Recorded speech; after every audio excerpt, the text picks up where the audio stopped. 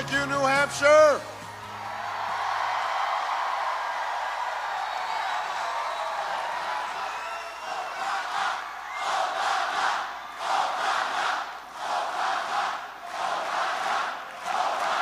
Thank you. Thank you. Thank you. Thank you, guys. Thank you so much. Thank you. Thank you. Thank you. Oh, thank you, New Hampshire. I love you back. Thank you. Thank you. Well, thank you so much. I am still fired up and ready to go.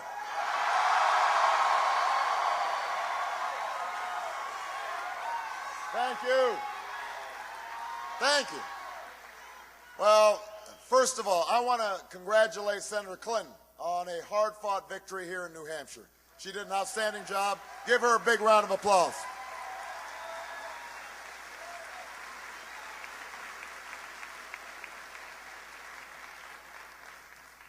You know, a few weeks ago, no one imagined that we'd have accomplished what we did here tonight in New Hampshire. No one could have imagined it. For most of this campaign, we were far behind. We always knew our climb would be steep. But in record numbers, you came out and you spoke up for change. And with your voices and your votes, you made it clear that at this moment, in this election, there is something happening in America.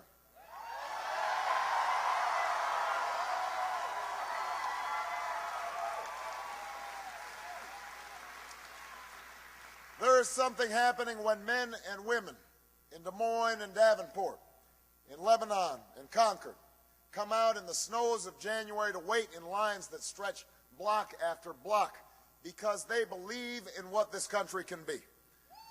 There is something happening.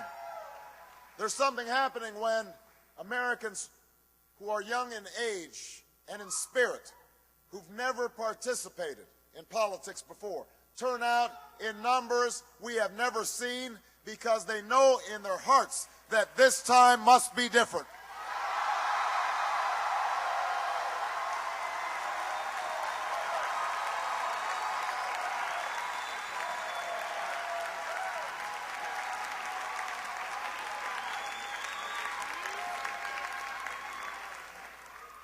There's something happening when people vote not just for party that they belong to, but the votes, the hopes that they hold in common. That whether we are rich or poor, black or white, Latino or Asian, whether we hail from Iowa or New Hampshire, Nevada or South Carolina, we are ready to take this country in a fundamentally new direction. That's what's happening in America right now. Change is what's happening in America.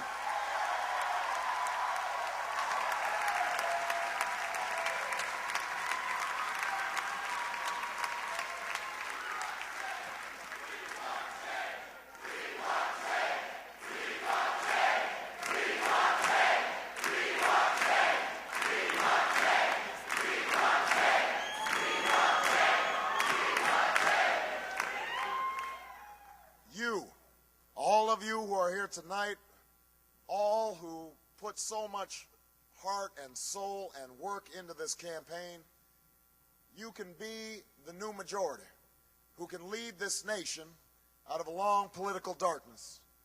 Democrats, independents, and Republicans who are tired of the division and distraction that has clouded Washington, who know that we can disagree without being disagreeable, who understand that if we mobilize our voices to challenge the money and influence that stood in our way and challenge ourselves to reach for something better, there is no problem we cannot solve. There is no destiny that we cannot fulfill. Our new American majority can end the outrage of unaffordable, unavailable health care in our time. We can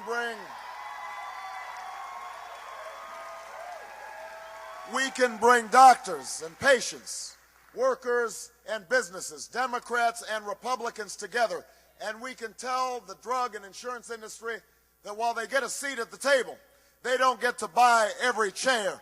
Not this time, not now.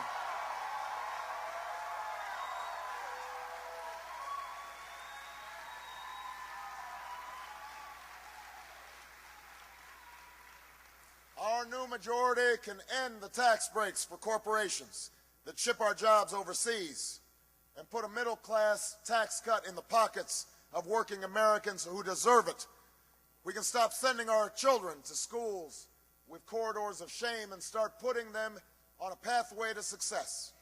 We can stop talking about how great teachers are and start rewarding them for their greatness by giving them more pay and more support. We can do this with our new majority.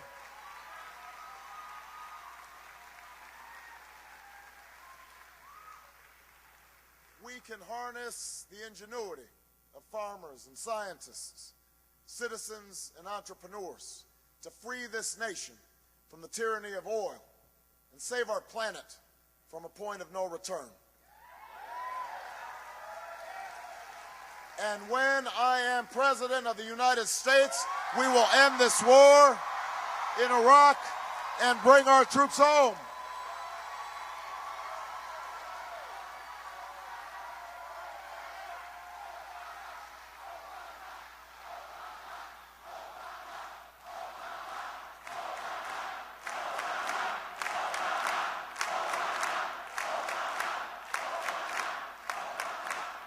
We will end this war in Iraq. We will bring our troops home. We will finish the job. We will finish the job against Al-Qaeda in Afghanistan. We will care for our veterans. We will restore our moral standing in the world. And we will never use 9/11 as a way to scare up votes, because it is not a tactic to win an election. It is a challenge that should unite America and the world against the common threats of the 21st century. Terrorism and nuclear weapons, climate change and poverty, genocide and disease. All of the candidates in this race share these goals. All of the candidates in this race have good ideas. And all are patriots who serve this country honorably.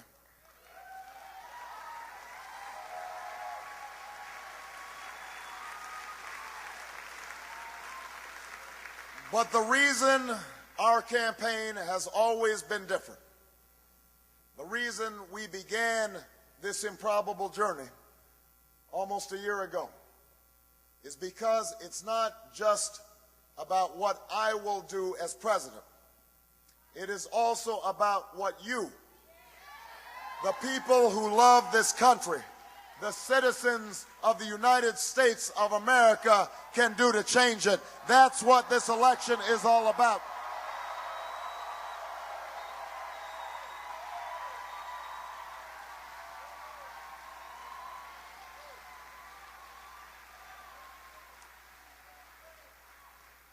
That's why tonight belongs to you. It belongs to the organizers and the volunteers and the staff who believed in this journey and rallied so many others to join the cause. We know the battle ahead will be long, but always remember that no matter what obstacles stand in our way, nothing can stand in the way of the power of millions of voices calling for change. We have been told we cannot do this by a chorus of cynics, and they will only grow louder and more dissonant in the weeks and months to come. We've been asked to pause for a reality check. We've been warned against offering the people of this nation false hope. But in the unlikely story that is America, there has never been anything false about hope.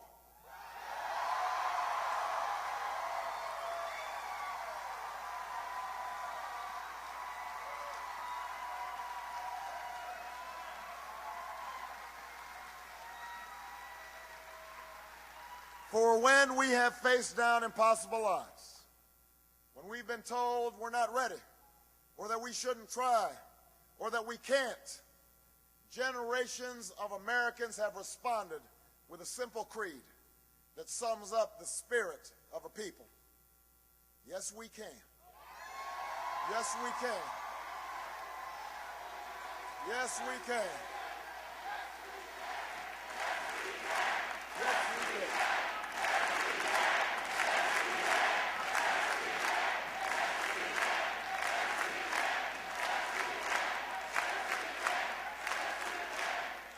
It was a creed written into the founding documents that declared the destiny of a nation. Yes, we can. It was whispered by slaves and abolitionists as they blazed a trail towards freedom through the darkest of nights. Yes, we can.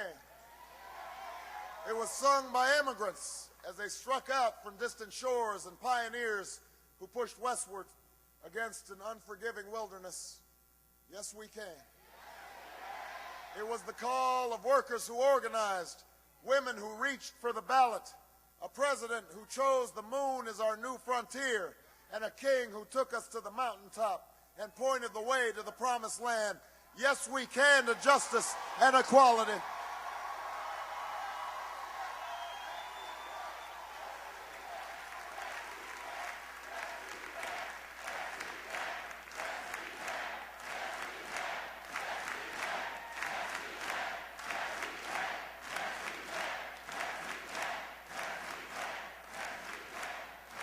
Yes, we can to opportunity and prosperity. Yes, we can heal this nation. Yes, we can repair this world.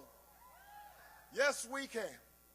And so tomorrow, as we take the campaign south and west, as we learn that the struggles of the textile workers in Spartanburg are not so different than the plight of the dishwasher in Las Vegas, that the hopes of the little girl who goes to the crumbling school in Dillon are the same as the dreams of the boy who learns on the streets of L.A. We will remember that there is something happening in America, that we are not as divided as our politics suggest, that we are one people, we are one nation, and together we will begin the next great chapter in the American story with 3 words that will ring from coast to coast, from sea to shining sea. Yes, we can. Thank you, New Hampshire. Thank you.